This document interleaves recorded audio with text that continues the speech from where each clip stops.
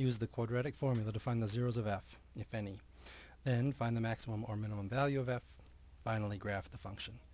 Well, f of x is equal to x squared plus 4x plus 9. And the quadratic formula states that if we've written this in the form a x squared plus bx plus c, as we actually have, then f of x will equal 0 if x is equal to negative b plus or minus the square root of b squared minus 4ac all divided by 2a.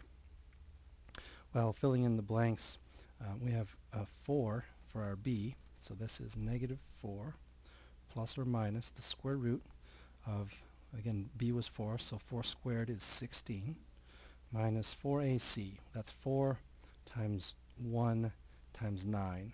4 times 1 times 9 is 36, all divided by 2 times 1.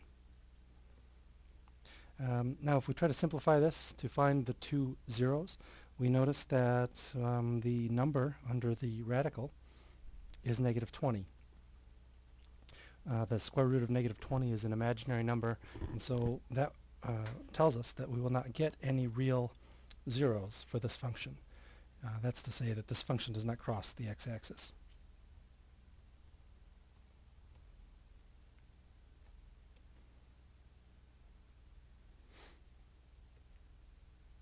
I'm going to jot that down here. Negative 20 is not a real number. There are no zeros for f of x. The first part of our task is trivial. There are no zeros.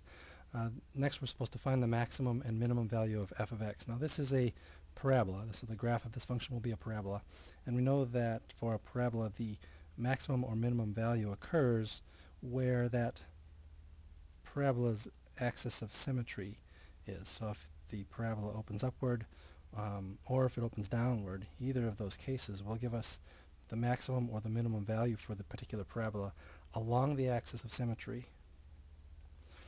The axis of symmetry can be found by taking x equal negative b over 2a. It's actually here in the quadratic formula. The negative b divided by 2a, if you split the numerator up, that part gives you the axis of symmetry. And then of course you add and subtract the appropriate amount from that to get the two roots. So we've done some of the work already. Negative 4 over 2 times 1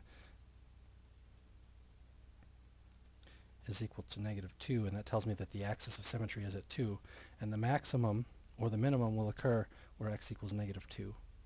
Now since this parabola opens upward by virtue of the fact that the lead coefficient of x squared is positive 1 as opposed to negative 1, we get a sense that it's going to have the shape of a parabola opening upward, which means we'll have a minimum.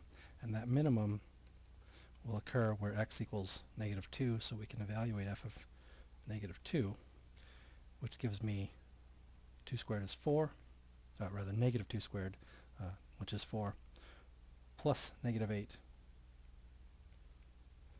plus 9. All of that simplifies to 5. So f of negative 2 is 5, and that's the minimum. So I'm going to plot that point. Negative 2, 1, 2, 3, 4, 5. That's the minimum of this function.